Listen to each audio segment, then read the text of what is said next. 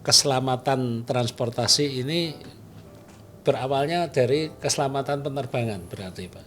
Benar Pak. Jadi dibentuknya KNKT berawal dari penerbangan. Selain suara pilot, komunikasi dengan ATC, dari CVR itu apa saja Pak yang didapat Pak? Setiap pabrik pesawat memberikan contoh suara dan ini suara apa, dan ketika ini bunyi yang terjadi di pesawat itu kenapa, itu kita punya listnya dan contoh suaranya juga. Incidents and accidents di Indonesia ini, yang data yang saya miliki menunjukkan paling banyak itu terjadi di kawasan Papua Pak. Dari pengalaman Bapak, unsur-unsur apa saja Pak yang berkontribusi Pak?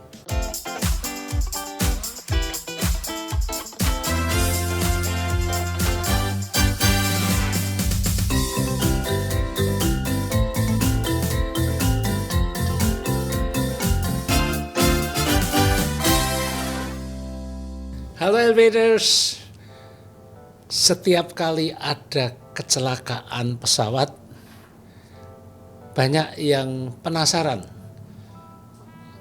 kok bisa terjadi, apa penyebabnya, kenapa bisa terjadi seperti itu, dan tentunya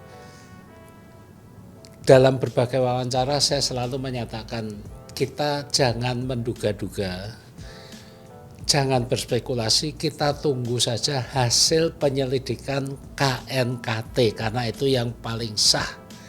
Nah, KNKT sering kita dengar tapi jarang yang kenal bagaimana cara bekerja KNKT dan seluk-beluk KNKT. Untuk menjawab keingintahuan kita, Alfia Talk kali ini menghadirkan narasumber yang sangat kompeten, yaitu Ketua KNKT, Bapak Dr. Insinyur Suryanto Cahyono. Terima kasih Pak Suryanto telah berkenan hadir di Alfia Talk untuk berbagi tentang KNKT. Siap. Pak Sur, sebelum kita masuk, mungkin kita bisa kenal dulu sejarah KNKT itu bagaimana Pak? Wah, ceritanya cukup panjang Pak Alvin. Jadi dimulai tahun sekitar 93 atau 94 itu yang sekarang namanya DKU PPU, zaman dulu itu namanya DSKU, Dinas Sertifikasi dan Kelaikan Udara. Itu sudah diminta oleh ICAO, International Civil Aviation Organization, bahwa setiap negara anggota dari ICAO harus membentuk badan investigasi yang terpisah dari regulator. Saat itu regulatornya adalah DSKU itu.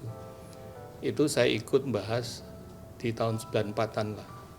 Setelah itu persiapan terus berlanjut. Tahun 95 saya sekolah, jadi saya nggak ikut. Terus kurang lebih tahun 97 mulai terbentuk, namanya dulu PPKPT, Panitia Penyelidik Kecelakaan Pesawat Terbang. Kenapa diambil PPKPT? Karena di TNI AU biasanya dinamakan PPKPT. Jadi ketika terjadi kecelakaan dibentuklah PPKPT ini di TNI. Nah, itu dikopi menjadi PPKPT yang di bawah Kementerian Perhubungan.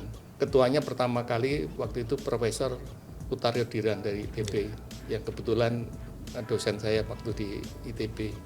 Setelah beberapa tahun, waktu itu PPKPT hanya untuk kecelakaan pesawat udara, jadi tidak menyangkut moda yang lain. Tapi setelah mulai tahun 2001 nggak salah, itu mulai diberikan tugas untuk melakukan investigasi di moda kereta api terus setelahnya moda angkutan atau pelayaran lah, moda pelayaran. Nah setelah itu keluar tahun kurang lebih tahun 2005, 2007 lah, 2005 sampai 2007 mulai kecelakaan darat juga kita lakukan investigasi. Jadi 4 moda. Nah, berdasarkan PP 62 tahun 2013 terbentuk nama KNKT seperti sekarang ini, Pak. Jadi perjalanannya panjang, Pak ya. Panjang, dan Pak. Berasal dari penyelidikan kecelakaan pesawat. Jadi panitia, Pak. Panitia ya. Panitia penyelidikan kecelakaan pesawat terbang. Agak rumit, PPKPT. Iya, Pak.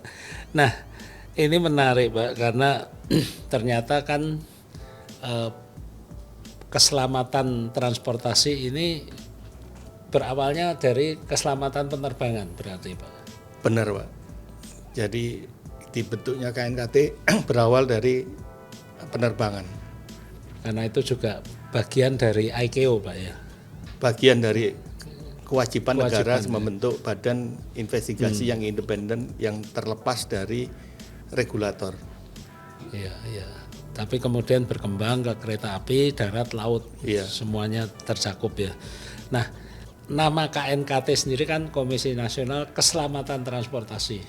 Fungsi dari KNKT ini hanya menyelidiki kecelakaan setelah terjadi atau juga ada unsur-unsur preventifnya, Pak?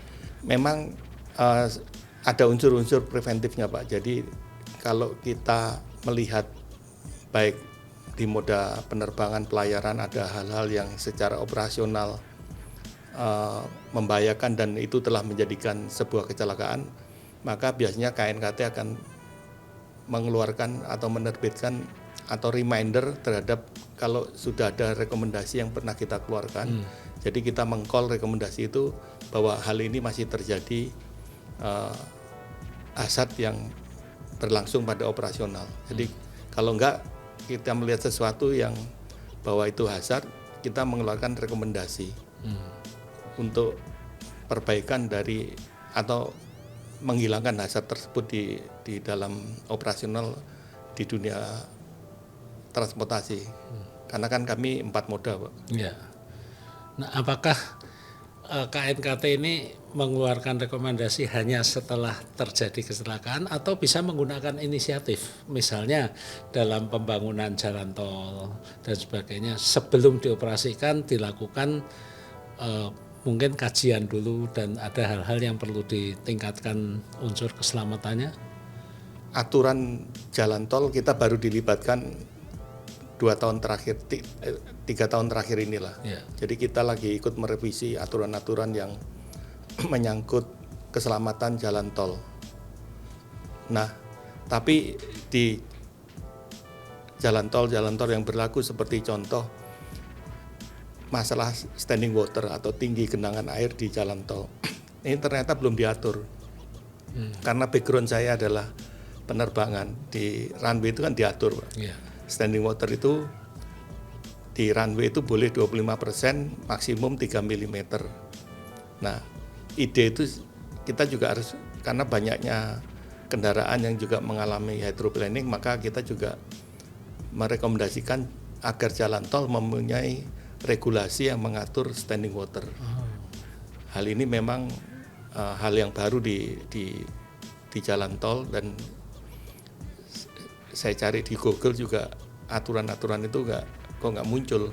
Padahal kecelakaan karena hydroplaning atau aquaplaning sudah banyak terjadi di jalan tol. Nah, hal-hal yang baru itu juga seperti tanda chevron mark di jalan tol yang kayak pangkat sersan itu.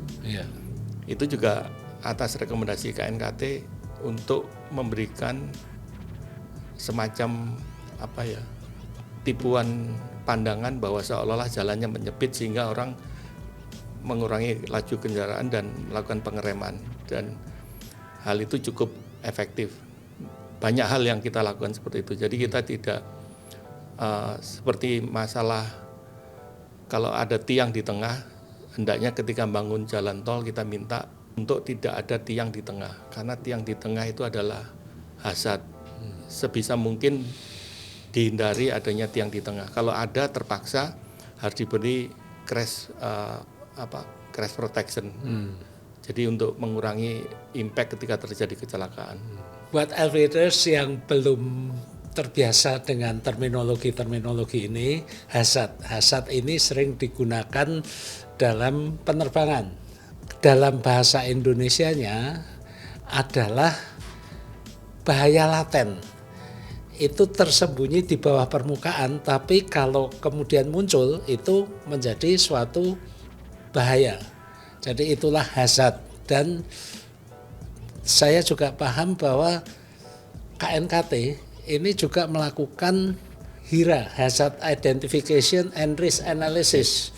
Betul. Ini yang sifatnya lebih ke preventif, betul-betul preventif. Misalnya ketika ada bandara baru atau perluasan bandara, sebelum dioperasikan KNKT terlibat Pak ya, biasanya diundang untuk melakukan HIRA.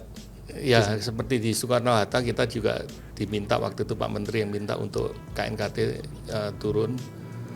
Juga waktu itu Pak Menteri juga minta KNKT turun untuk stasiun Manggarai untuk memberi masukan-masukan. Kebetulan kalau kita turun kok agak rewel Pak. Rewel gimana Pak? Banyak listnya Pak. Tapi untuk perbaikan, panjang, Pak, ya? Untuk perbaikan lah, ya. Iya. Tapi itu kan untuk mencegah, jangan sampai terjadi kecelakaan, Pak ya. Iya, kita juga ke karoseri juga main-main ke karoseri, banyak list-listnya dan banyak hal-hal aturan-aturan yang baru juga diterbitkan karena temuan-temuan kita di lapangan. Nah. Jadi temuan-temuan diberikan kepada penyelenggara. Dan sifatnya wajib atau enggak Pak itu? Kalau KNKT ini kan semaksimal mungkin rekomendasi. Ya. Jadi rekomendasi itu kita taruh di website, di publik. Jadi kalau memang tidak dilakukan, masyarakat bisa mengontrol dan kita hanya bisa memberikan social punishment. Jadi kita berharap rekomendasi ini kan obat Pak. Jadi kalau obatnya nggak dimakan ya sakitnya nggak sembuh-sembuh. Jadi ya kita sangat berharap rekomendasi ini dilaksanakan lah. Jangan sampai tidak. Karena dasarnya rekomendasi pasti ada faktual atau ada hal-hal yang tadi Pak Alvin, hazard atau bahaya laten yang bisa menimbulkan kecelakaan. Elevators, keselamatan itu bukan hanya tanggung jawab penyelenggara atau KNKT untuk menyelidiki, tapi juga tanggung jawab kita bersama. KNKT sudah melakukan kajian, sudah memberikan rekomendasi. Apakah rekomendasi itu dilaksanakan atau tidak? Mari kita aktif berpartisipasi mengawasi itu.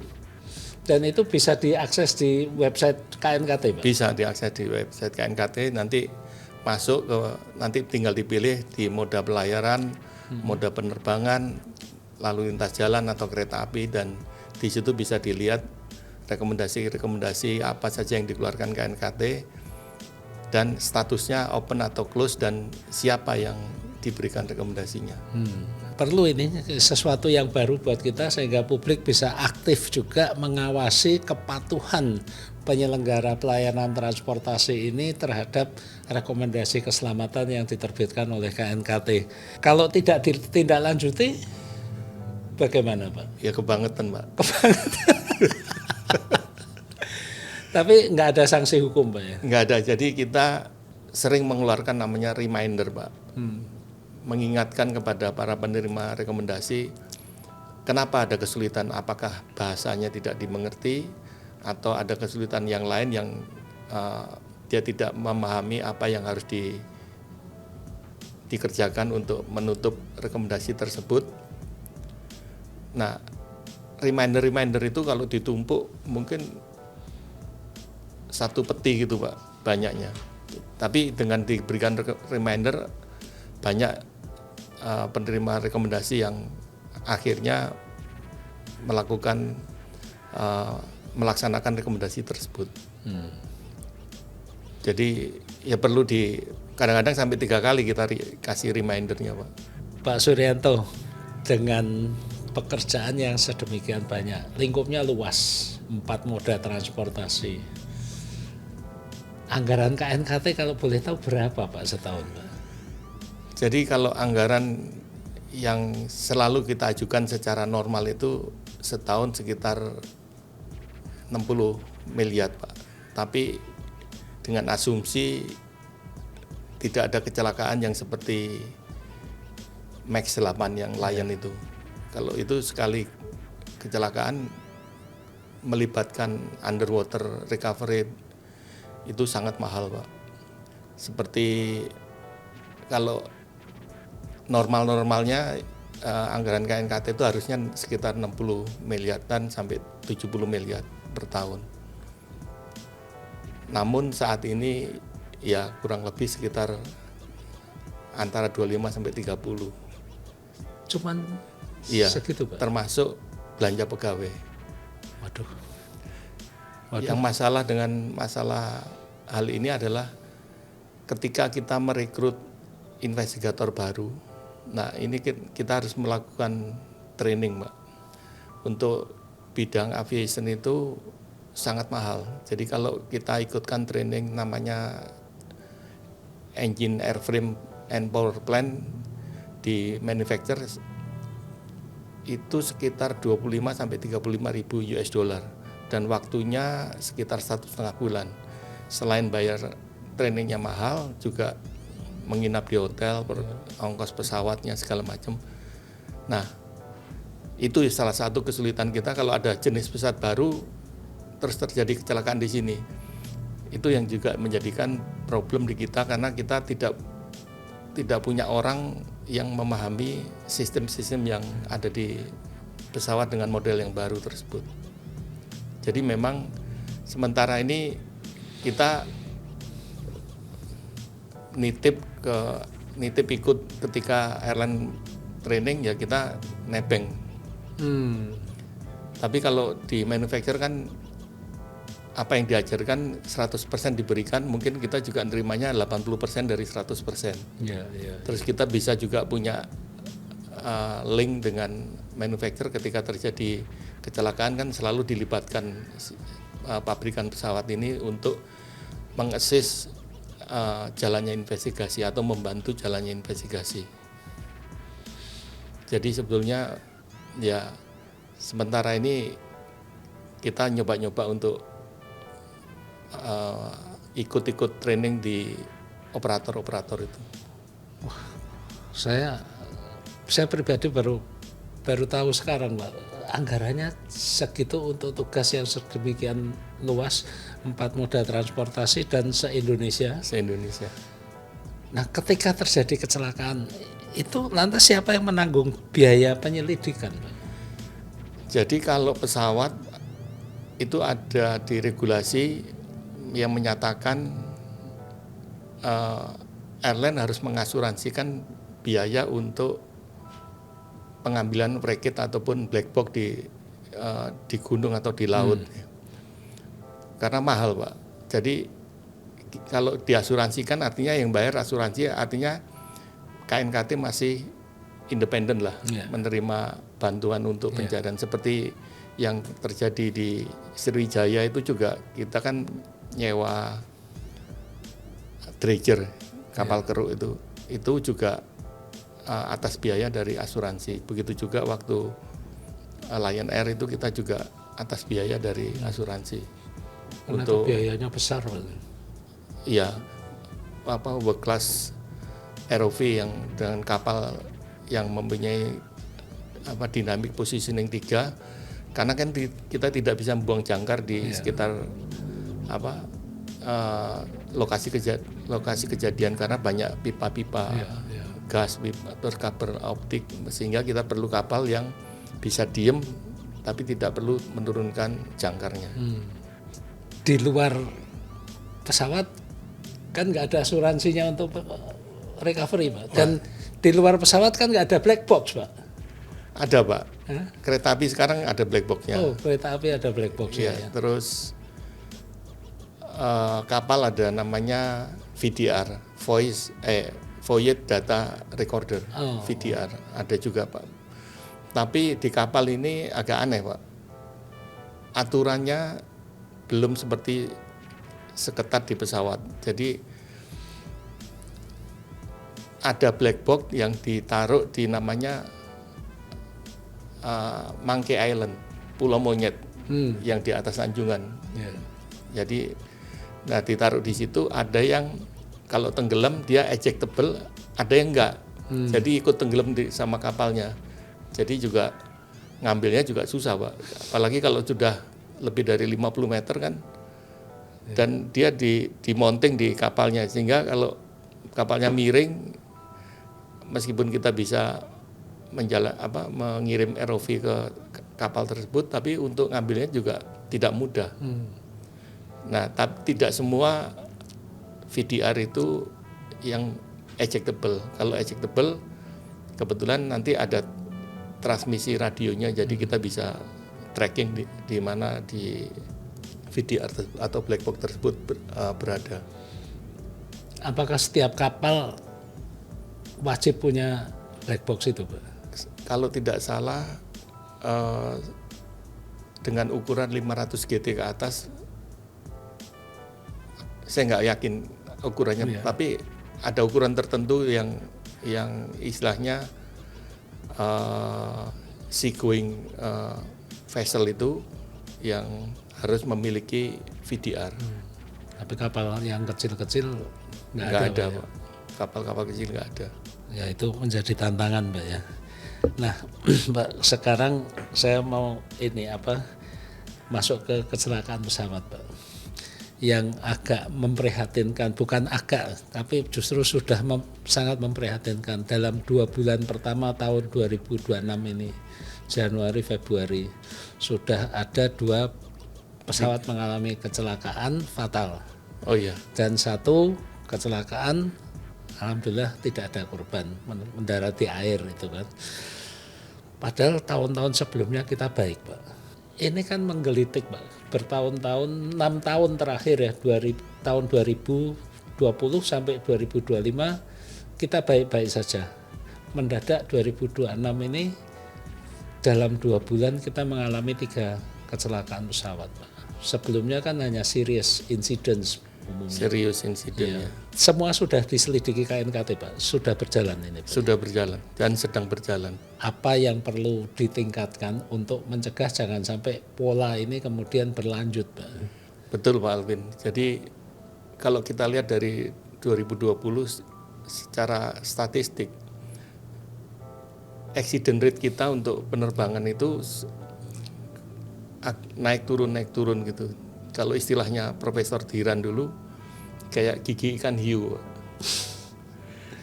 Jadi itu kalau menunjukkan trennya turun, berarti influence kita semua dari regulator, operator maupun pengguna atau siapapun yang terlibat di dalam pengoperasian pesawat itu berkontribusi positif untuk menurunkan accident. Tapi kalau yang naik turun itu berarti apa yang kita lakukan secara bersama itu belum efektif untuk menurunkan accident rate tersebut. Jadi itu sebetulnya kita bisa mempelajari kenapa usaha-usaha apa saja ya masing-masing unit yang terlibat atau masing-masing individu-individu yang ada di dalam operasional, keterlibatannya di dalam operasional penerbangan untuk istilahnya melihat pada dirinya sendiri apa yang menjadi yang belum komplit terhadap aturan. Jadi di dunia penerbangan itu aturan atau regulasi adalah untuk mengatur keselamatan. Utamanya itu tidak untuk masalah di luar dari keselamatan. Kalau regulasi di penerbangan kalau di kita kan CSR atau di Amerika namanya VAR, itu aslinya merah, Pak. Tintanya merah, ditulis dengan darah. Artinya sudah pernah terjadi kecelakaan, maka diatur supaya kita semua selamat. Jadi basic untuk keselamatan di semua moda itu adalah aturannya dulu. Aturannya harus adequate dan comply, dilaksanakan sesuai dengan aturan yang berlaku. Insya Allah kalau kita melaksanakan atau compliant terhadap regulasi, keselamatan itu bisa lebih terjamin. Ya Pak Sur, ini kembali ke penyelidikan serious incidents and accidents. Ketika terjadi, Bapak tadi kan 3 kecelakaan tahun ini sedang berlangsung penyelidikan. Aspek dan data apa saja Pak yang diselidiki, yang diteliti, didalami? Jadi ketika kita menerima berita suatu kecelakaan, kita akan melakukan verifikasi apakah benar terjadi kecelakaan. Nah kalau benar, kita akan mengirim tim untuk melakukan investigasi. Pertama, kalau di lapangan kita tentunya melihat data-data faktual yang ada di lapangan, kita kumpulkan sebanyak mungkin. Dan yang penting ketika mengumpulkan data-data faktual di lapangan, itu di dalam benak pikiran seorang investigator itu tidak boleh mengambil kesimpulan terlalu dini atau hal-hal yang akan menghambat atau mengganggu pengumpulan data-data faktual. Jadi kita kumpulkan apa adanya dari lapangan, termasuk interview dengan saksi-saksi yang ketika itu melihat secara langsung. Setelah itu kita melakukan interview kepada kayak petugas ATC, terus regulator, operator, ke pilot kalau masih hidup, ataupun ke chief pilotnya atau ke manajemen dari operator untuk kita mintai penjelasan-penjelasan yang berkaitan dengan kecelakaan tersebut, terutama setelah kita mendapatkan data dari FDR atau CVR, itu kita lebih tajam pertanyaannya, mengarah kemana, apa yang mau kita perdalam. Itu biasanya sebelum melakukan interview kepada unit-unit yang lain, biasanya kita mendahulukan untuk membaca black box-nya tersebut, karena kita bisa lebih mengarahkan, Pak. Nah, semua data yang kita minta termasuk organisasi, SOP, prosedur di operator, terus riwayat-riwayat dari perbaikan pesawat, termasuk komponen-komponennya kita minta semua. Dan histori itu nanti kita pelajari dan dikaitkan dengan temuan-temuan yang lain-lain. Ketika melakukan penyelidikan, apakah KNKT itu sendiri atau melibatkan juga pihak-pihak lain, Pak? Siapa saja yang dilibatkan? Siapa saja yang dilibatkan itu kita banyak, Pak. Jadi bisa dari yang terutama ketika terjadi kecelakaan, kita harus memberikan notifikasi kepada negara pembuat, kepada regulator negara. Jadi pesawat itu ada state of register, state of operator, state of ownership. Jadi 3 hal ini kita berikan notifikasi.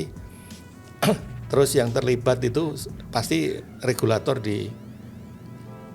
akan mengassess KNKT untuk apa-apa saja yang berkaitan dengan operation di Indonesia terutama. Terus kemudian negara KNKT-nya dari negara pabrikan di mana pesawat itu dibuat. Terus kemudian pabrikan pesawat tersebut mengassess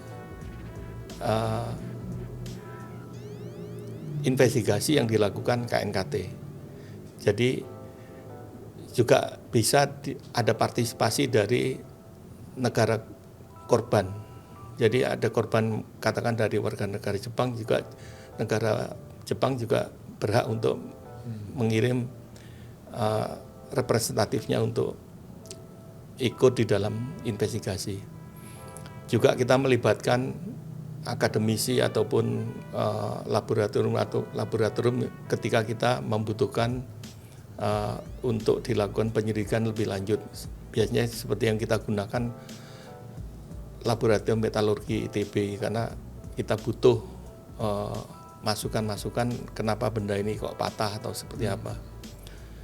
Yang juga kita libatkan operator dari pesawat itu sendiri juga untuk membantu memberikan informasi terutama mengenai training dari krunya, mengenai SOP, mengenai prosedur, mengenai histori dari perbaikan ataupun apapun yang ada di pesawat itu. Tergantung case-nya Pak, kalau case-nya besar biasanya yang pihak terkait juga besar. Sampai dulu ketika Silk Air itu kita minta bantuan perusahaan oil and gas karena dia punya pembacaan magnetik yang paling sensitif di dunia. Karena kita membutuhkan apa yang tersimpan di pita. Waktu zaman dulu black box itu masih pita, Pak. Yeah. Itu dibaca kemana-mana nggak bisa. Akhirnya kita putuskan untuk meminjam alat itu di salah satu perusahaan oil and gas. Jadi tergantung usaha-usaha apa saja untuk bisa membuka teka-teki kenapa terjadinya kecelakaan. Bapak tadi mention black box sudah berevolusi. Dulu pita, sekarang elektronik, Pak. Black box itu dulunya awalnya aluminium foil, Pak. Seperti aluminium foil untuk bungkus makanan itu. Dan itu ada cuman 4 parameter atau 5 nggak salah. Speed, heading, key, altitude. Itu kayak seismograf itu, Pak. Yeah. Nanti kita baca tingginya berapa, kita ukur pakai penggaris gitu, atau kita lihat pakai mikroskop. Nanti ini goresan untuk speed, ini goresan untuk altitude. Kita butuh data yang lain nggak ada. Terus berevolusi itu analog ke analog, Pak. Jadi analog data disimpan secara analog. Berevolusi kepada digital black box. Digital data analog storage, yaitu disimpannya secara analog di pita. Terus sekarang ini digital data, digital storage. Bahkan yang bikinan Rusia itu mereka pakai kawat, Pak. Pakai kawat. Kalau pakai tape ada positif ada negatifnya. Kalau pakai digital begitu terjadi masalah hilang seluruhnya. Tapi kalau tape masih ada yang bisa kita lihat, meskipun tape kita untuk melihat goresan yang magnetnya itu bisa pakai mikroskop. Nanti kita baca ini 0, ini 1. Jadi black box itu yang disimpan itu adalah binary, Pak. Binary data. Namanya FDR unit itu binary 0101. Nanti waktu ketika kita membaca black box itu kita transfer menjadi namanya engineering unit. Kalau ketinggian jadi feet, kalau kecepatan jadi knot. Nah, ketika kita baca, kita verifikasi datanya itu benar apa enggak. Nah, kalau kita programmingnya untuk menerjemahkan dari FDR unit ke engineering unit itu kelirunya katakan knot harusnya 121, ternyata 119, itu yang sulitnya. Jadi verifikasi itu membutuhkan waktu cukup lama, maka kadang-kadang baca black box itu juga makan waktu juga cukup lama. Begitu juga CVR itu ada 4 channel. Channel 1 itu captain ke ATC, channel 2 itu copilot ke ATC, channel 3 itu dari cockpit ke cabin, channel 4 itu area dari cockpit. Jadi suara-suara yang ada di dalam cockpit. Nah, untuk mentranskrip itu juga nggak gampang, Pak. Kalau kita mendengarkan percakapan pilot terus tapi kita suruh nulis, itu ternyata nggak gampang. Kadang-kadang ada yang disampaikan pilot, kita ingin menulis apa yang diucapkan. Itu pernah yang Garuda Golf Alpha India yang GA152 yang di Buah Nabar itu 3 tahun baru kata-katanya McDonald ya. Tapi kita tahu McDonald itu setelah kita wawancara sahabatnya dia. Saya kalau terbang sama dia, kalau di Sumatera Utara kalau sampai di lokasi ini itu ada masjid kayak huruf M, dia nyebutnya McDonald. Jadi setiap pilot punya kadang-kadang istilah khusus. Istilah sendiri. Yang tahu teman dekatnya. Nah, kita baru tahu ketemu teman dekatnya, kita suruh dengerin. Itu McDonald itu. Ada masjid di situ. Nah, baru kita tahu yang dimaksud berarti dia tahu posisinya di situ. Selain suara pilot, komunikasi dengan ATC, dari CVR itu apa saja Pak yang didapat Pak? Dari CVR itu yang didapat ada suara-suara bunyi ting atau alert tet atau tut atau apa. Kita punya setiap pabrik pesawat memberikan contoh suara dan ini suara apa, dan ketika ini bunyi yang terjadi di pesawat itu kenapa, itu kita punya listnya dan contoh suaranya juga. Jadi selain percakapan juga background noise, seperti contoh apa yang direcord di ATC itu juga menjadi semacam black box juga Pak. Pernah terjadi kecelakaan ketika pilotnya berkomunikasi, kok suaranya agak aneh nih backgroundnya, kayaknya kok silent, biasanya kan ada suara berisik, suara mesin, ini kok nggak ada. Terus kita bikin percobaan untuk di record di tower itu dengan mesin 1 dimatikan, suaranya seperti apa, mesin 2 tetap nyala normal seperti apa, nanti kita bandingkan. Ternyata suaranya nggak sama dengan 2 mesin hidup, suaranya nggak sama dengan 1 mesin hidup. Artinya berarti dua-duanya mesin itu mati. Jadi segala macam cara kita gunakan untuk mengetahui sebanyak mungkin apa yang berkaitan dengan kejadian-kejadian. Termasuk lampu-lampu itu yang zaman dulu pakai Wolfram, itu juga sebagai apa ya, kayak Fokker 27 kecelakaan itu banyak yang pakai bolam, yang pakai Wolfram.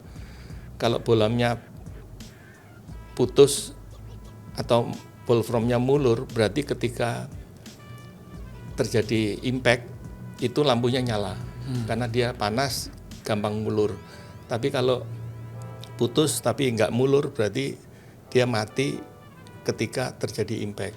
Jadi segala macam kita usahakan untuk bisa memberi informasi mengenai terjadinya kecelakaan itu disebabkan oleh apa. Ya, ternyata dari suara saja bisa banyak dianalisis. Banyak Pak. Nah itu kan dari CVR. Kalau FDR itu apa saja Pak yang dianalisis Pak? Nah ini menarik Pak Alvin. Zaman dulu yang tadi kita ngomong masih kawat, masih pita, masih aluminium foil, itu masih terbatas. Sekarang ini kayak Boeing 787 atau 777 lah. Parameternya ada 3.500 Pak. Jadi kita bingung juga Pak. Ini parameter mana yang kita perlukan untuk. Jadi kita mempelajari parameternya black box sendiri mungkin bisa 2-3 bulan Pak. Contoh zaman dulu untuk autopilot itu cuma satu, autopilot on, autopilot off. Yang pesawat kayak Airbus 330 itu ada 16 Pak. Ini autopilot apa sih 16? Nah ini yang kadang-kadang kita perlu di-assist oleh atau dibantu oleh pabrikan itu untuk menjelaskan kepada kita. Ini yang dimaksud apa saja nih yang kita butuhkan untuk kita fokuskan, karena kalau 3.500 itu kan baca listnya aja udah capek Pak.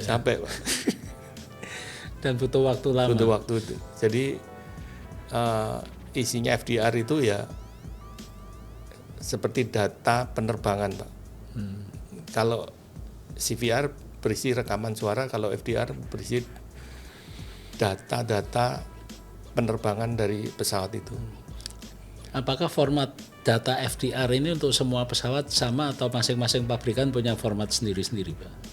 Sudah ditentukan, jadi basicnya sama, cuman satu data frame, satu blok data itu diisi oleh apa saja, itu tergantung dari pabrikan masing-masing, dan pabrikan itu akan memberikan FDR data frame untuk kita, word nomor sekian, bit nomor sekian, isinya punyanya altitude, yang ini punyanya heading. Nah, itu diberikan listnya sama manufacturer pesawat. Pak, saya ingin tahu, Pak, kenapa butuh waktu lama untuk mencapai kesimpulan dan menerbitkan laporan, bahkan untuk yang preliminary report saja itu kan sekitar 1 bulan, Pak. 1 bulan. Untuk final report itu bisa umumnya kan diberi waktu 1 tahun, tapi bisa lebih dari 1 tahun bisa juga. Jadi kenapa bisa lama? Seperti contoh, Pak, waktu kejadian Max 8 kita butuh mensimulasikan kondisi itu di simulator, tapi tidak bisa menggunakan simulatornya untuk pilot-pilot normal atau pilot-pilot airline, tapi kita butuh namanya engineering simulator, dan itu yang punya hanya pabrikan. Maka untuk menyiapkan setting engineering simulator itu perlu waktu 6 bulan waktu itu. Jadi kita nunggu, dan kan kita waktu itu anggarannya masih ada, Pak. Jadi kita bisa ikut melakukan percobaan di sana, dan tidak dilakukan oleh pabrikan sendiri, tapi kita nyoba sendiri. Jadi kita bawa pilot dari sini untuk nyoba skenario dari data black box yang kita rekam seperti itu enggak, dan apakah memang pilot itu bisa menghandle kondisi keadaan itu apa tidak. Nah, terus juga kadang-kadang kita butuh seperti Garuda Bengan Solo, kenapa tidak bisa di start engine-nya? Kita perlu mensimulasikan kondisi itu dengan kondisi istilahnya Iron Bird atau simulasi yang mewakili engine, EPU, baterai, sama hal-hal yang lain. Beban dari baterai itu disimulasikan bisa nggak di start, ternyata memang nggak bisa. Nah, itu kan perlu waktu, Pak, juga. Nah, juga banyak komponen-komponen yang kita kirim ke pabrik-pabrik komponen untuk diteliti kenapa dia, apakah berfungsi sebagaimana mestinya atau tidak. Nah, itu membutuhkan waktu yang lama, dan juga pengiriman ke luar negeri butuh biaya juga. Dan itu biaya KNKT, Pak. Nah, itu yang kadang-kadang untuk ngirim aja kita mungkin mumetnya perlu waktu 1 bulan. Berat, Pak, ya? Iya, beratnya seperti itu, Pak. Jadi kalau kayak kadang-kadang kita ada persoalan dengan engine, maka kita harus harus mengetahui bahan bakarnya ini benar nggak. Kita bisa nguji bahan bakar benar nggak di domestik atau di Indonesia ini dengan bantuan dari Pertamina atau dari Migas itu, kalau kuantitinya lebih dari 2 liter. Tapi kalau kurang dari 1 liter, yang bisa melakukan itu di Amerika. Nah, biasanya untuk ngirim bahan bakar ini kan susah.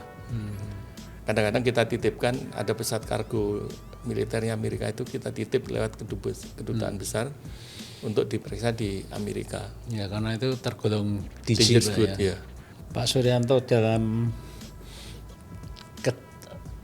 incidents and accidents di Indonesia ini, yang data yang saya miliki menunjukkan paling banyak itu terjadi di kawasan Papua, Pak. dari pengalaman Bapak unsur-unsur apa saja Pak yang berkontribusi Pak? Jadi memang ada beberapa hal yang masalah disiplin juga, terutama masalah human factors lah di Papua, dan banyak kecelakaan di Papua itu justru pilot-pilot yang the most experienced pilot yang terbang di sana. Jam terbangnya tinggi ya? Tinggi, dan jam terbang tinggi di Papua. Ternyata hal itu menunjukkan adanya overconfidence. Terus juga kita baru-baru ini menyadari bahwa ini agak telat kita menyadari bahwa salah satu kemungkinan karena memang membuktikan masalah hipoksia ini susah Pak. Tapi kita tahu bahwa kalau pesawat tanpa unpressurized atau yang tidak bertekanan cabinnya terbang di atas 10.000, itu kemungkinan pilot mengalami hipoksia probability-nya sangat lebih besar dibanding yang pesawat yang terbang dengan pressurized.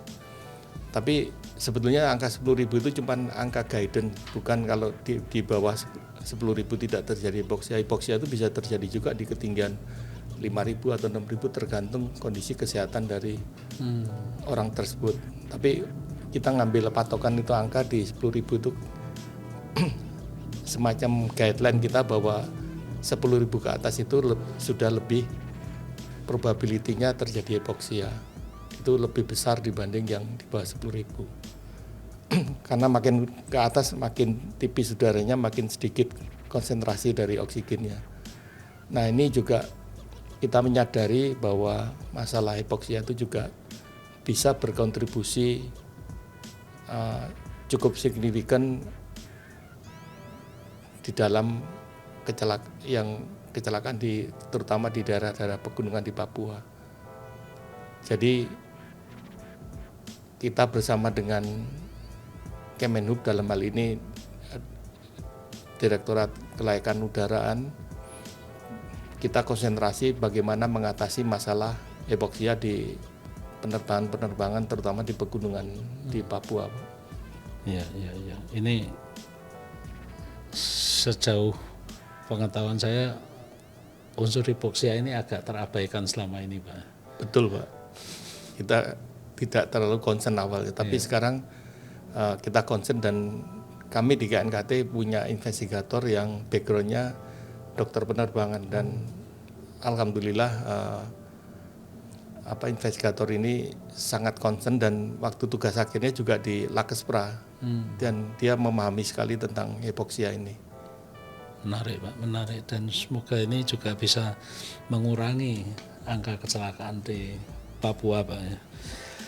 Pak Suryanto, dari statistik KNKT Pak, kecelakaan pesawat di Indonesia ini baik itu serious incidents maupun accident itu terjadi pada fase apa Pak? Kalau saya membaca laporan KNKT yang terakhir ini kelihatannya paling banyak itu adalah runway excursion dan kemudian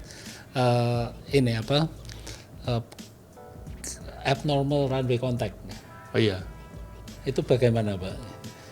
Jadi memang fasenya kalau dilihat fase kecelakaan itu untuk pesawat-pesawat airline 121 atau reguler yang seperti Boeing 737, Airbus 320 itu banyak di fase take off dan landing Pak. Yeah.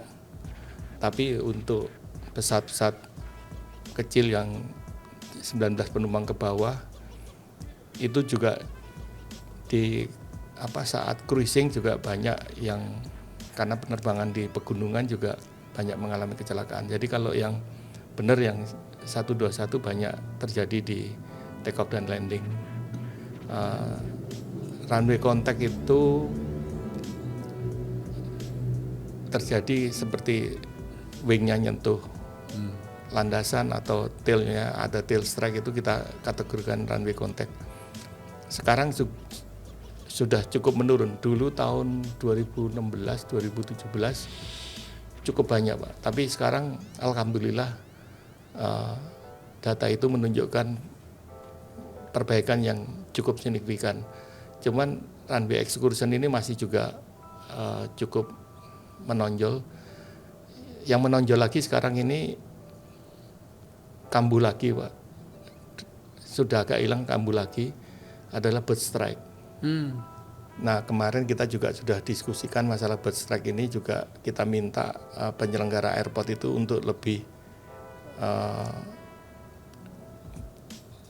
concern lagi terhadap bagaimana bird management control untuk memelihara lingkungan wildlife di sekitar airport sesuai dengan regulasi yang berlaku, yaitu juga mereka harus memetakan 13 kilo di area bandara itu tentang kehidupan hewan-hewan liar ini, dan bagaimana cara mengatasi. Masing-masing airport itu punya masing-masing cara, karena mungkin binatang atau burungnya berbeda dengan airport-airport yang lain. Jadi bird strike ini cukup, kemarin juga ada komplain dari asuransi bahwa seperti contoh di Cengkareng aja 1 tahun kerugian akibat bird strike itu kurang lebih $16 juta. $16 juta setahun. Setahun. Berarti sebulan itu $1 juta lebih, Pak. Rata-ratanya. Akibat bird strike di Soekarno-Hatta. Iya. Wow. Iya, dan ini menarik, Pak. Bapak kebetulan menyinggung masalah bandara, Pak, ya. Saya perhatikan untuk di airline-nya sendiri itu kan ada safety director, Pak. Tapi di airport nggak ada safety director, Pak. Adanya direktur operasi aja, Pak. Nah, ini yang kenapa di airline harus ada safety directors, karena masalah-masalah safety di airline ini bisa ditangani lebih serius, lebih fokus. Ya. Maka kita juga minta pengelola airport itu harus ada direktur safety-nya. Kenapa harus direktur? Karena kan mengawasi direktur-direktur yang lain. Ya. Kalau yang ngawasi lebih rendah posisinya daripada yang diawasi, nanti tidak efektif. Jadi minimum harus sama atau lebih tinggi. Ya. Jadi memang menarik bahwa bandara sebaiknya juga punya direktur safety.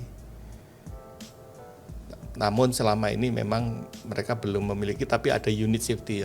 Unit safety-nya memang masih di bawah, nggak salah, direktur operasi atau apa. Ya. Jadi memang harus ada badan atau unit yang independen yang menangani segala macam yang berkaitan dengan masalah safety. Ya. Nah, Aviators, ini kan sesuatu yang menarik. Tolong dong komen, menurut Aviators, apakah perlu pengelola bandara itu dalam manajemennya ada direktur safety? Kita mau dengar dari Aviators ini. Baik, Pak, ini ada 2 yang sebelum kita akhiri. Pertama, Bapak yang berkecimpung di keselamatan transportasi di Indonesia. Ini tentunya Bapak sangat paham ya, semua kelemahan dalam sistem transportasi di Indonesia. Apakah ini membuat Bapak takut melakukan perjalanan, Pak? Pertanyaannya gampang, jawabnya susah, Pak. Jadi memang saya sangat paham mengenai masalah-masalah keselamatan di semua moda, Pak. Tapi apapun untuk mengurangi rasa-rasa tersebut, kita sebelum melakukan perjalanan berdoa saja, Pak. Tapi memang trennya menunjukkan perbaikan-perbaikan, cuman masih perlu kita tingkatkan lagi agar perbaikan-perbaikan itu bisa lebih efektif. Jadi kadang-kadang keraguan itu juga pasti timbul, Pak. Sebagai manusia, saya bukannya robot tapi punya perasaan juga. Tapi kan sepanjang apa yang bisa saya lihat secara fisik dan sudah dilakukan perbaikan, ya saya percaya bahwa hal itu keselamatannya cukup bisa dijamin lah. Menarik Pak. Jadi tetap berdoa Pak ya, berserah pada Iya. yang kuasa. Penutup Pak Suryanto, apa pesan dan saran Bapak bagi pengguna jasa penerbangan Indonesia? Saran saya, ikutin semua aturan yang diberlakukan ketika kita menggunakan moda penerbangan. Jadi salah satunya selama penerbangan kita tidak menyalakan HP atau di silent, terus kemudian tidak menaruh barang yang menghalangi ketika terjadi kondisi emergensi, dan ikuti semua yang diperintahkan oleh kru pesawat. Jangan melakukan hal-hal yang membahayakan selama penerbangan. Mungkin itu Pak Alvin. Aviators, kita sudah banyak mengulas tentang seluk-beluk cara kerja dari KNKT. Kita juga sudah banyak belajar dari pengalaman-pengalaman Pak Suryanto. Pesan saya, tidak perlu takut terbang, nikmati saja penerbangan, tapi juga ketika terbang kita kooperatif, kita ikut menjaga keselamatan kita, dan jangan lupa kita ikut mencermati rekomendasi KNKT apa saja, supaya kita juga bisa mendesak para penyelenggara pelayanan transportasi ini untuk cepat melaksanakan rekomendasi-rekomendasi KNKT agar keselamatan kita lebih terjamin. Terima kasih Pak Suryanto telah berbagi bersama Aviation tentang seluk-beluk KNKT dan bagaimana kita juga bisa berpartisipasi meningkatkan keselamatan penerbangan. Semoga bermanfaat. Alvin Lee, Aviation, happy landing.